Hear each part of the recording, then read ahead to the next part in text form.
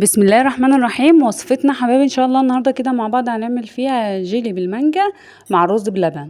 طعمه جميل جدا وشكله كمان اجمل، الاطفال كمان هيحبوه، وحاجه كده بترطب في الصيف والحر اللي احنا موجودين فيه الايام دي.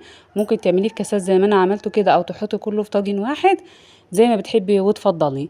هنعمله مع بعض بمكونات سهله بسيطه خالص من 3 طبقات. كل طبقة هتلاقيها اسهل من التانية. وكمان هقولك انا طريقة احسن ان انت تحطيه في طاجن كله مع بعض او تحطيه في كاسات. وكمان هنستغل موسم المانجا اللي موجود اليومين دول، تعملي منه حاجة حلوة للاطفال. وكمان لو انت مش عايزة تعمليه مانجا هقولك على ايه البدائل اللي انت ممكن تعمليه بيها. بس يلا في الاول كده اعملي لي لايك وشير واشتركي معايا في القناة وفعلي زر الجرس على كلمة الاشتراك اللي باللون الاحمر، عشان كل ما انزل فيديو جديد يوصلك بيه اشعار. واعملي لي لايك وشير لو عجبك المحتوى اللي انا بقدمه.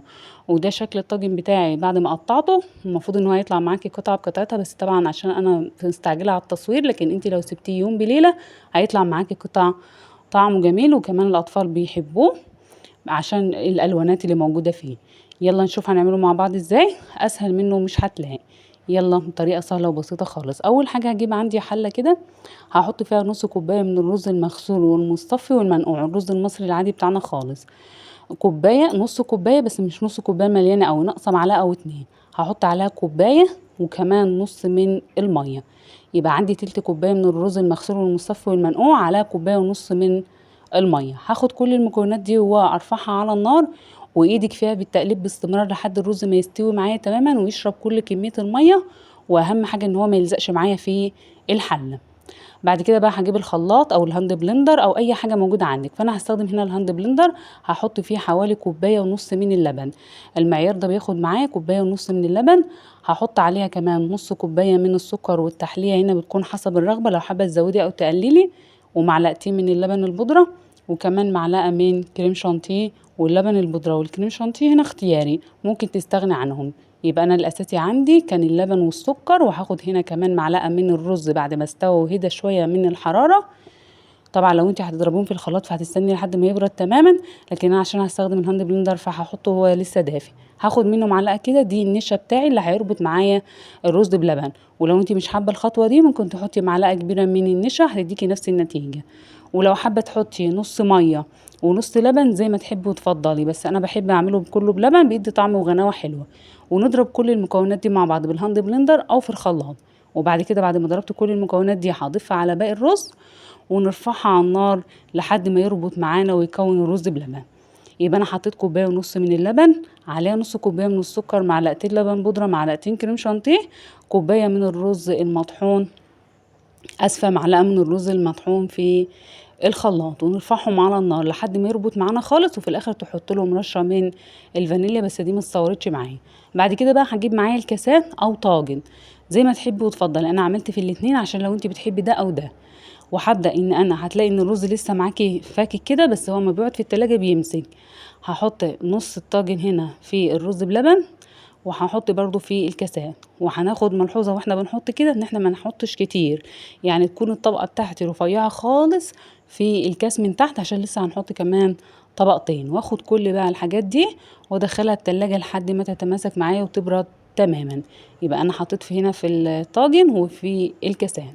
ده شكله خلاص بعد ما دخل التلاجة تقريبا ساعة تماسك معايا اهو، زي من غير نشا ولا اي حاجة. انا محطتلوش نشا، انا اكتفيت بس بالنشا اللي موجود في الرز. دي بقى عندي قطع من المانجا. هتجيبي مانجتين وتقطعيهم لمكعبات كده.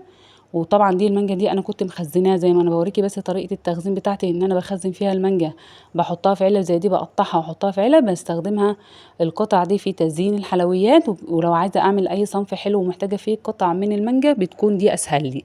طبعا انت لو مش مخزنه هتضطري ان انت تجيبي مانجا وتقطعيها. وممكن طبعا تستبدلي المانجا دي بفراوله وتعملي جلي فراوله. ممكن تستبدليها بتفاح، ممكن تستبدليها بمشمش. اي نوع جيلي موجود هتستخدميه وتحطي الفاكهه المناسبه ليه.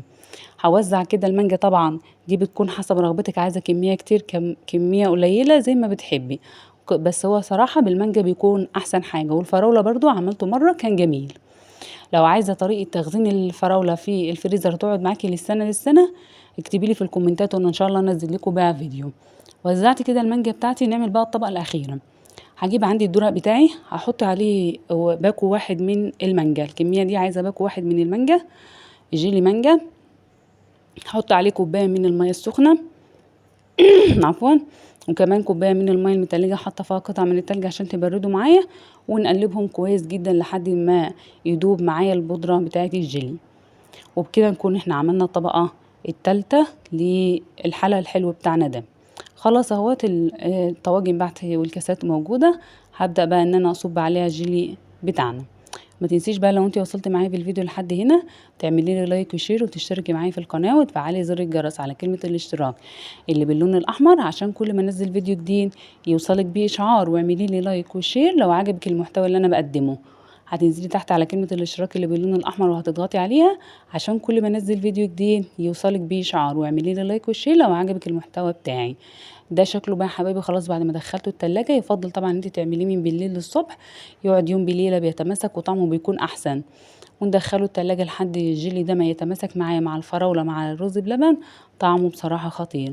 جربي طريقتي وان شاء الله هتعجبك. وده شكله في الطاجن، بس انا بصراحة بفضل ان هو يكون في كاسات عشان كل فرد ياخد الكاس بتاعه بيكون احسن من الطواجن. بس الطاجن برضو هو نفس الطعم بس بيختلف في طريقة التقديم. وده شكله خلاص اهوت بعد ما طلع معايا من التلاجة.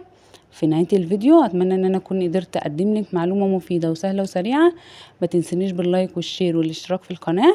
هتنزلي تحت على كلمة الاشتراك اللي باللون الاحمر وهتضغطي عليها عشان كل ما انزل فيديو جديد يوصلك بيه اشعار. هتلاقي 3 اختيارات، هتختاري اختيار الكل عشان كل ما انزل فيديو جديد يوصلك بيه اشعار. وشيري الفيديو مع كل اصحابك واصدقائك لو عجبك المحتوى اللي انا بقدمه. قول مع بعض مع السلامة.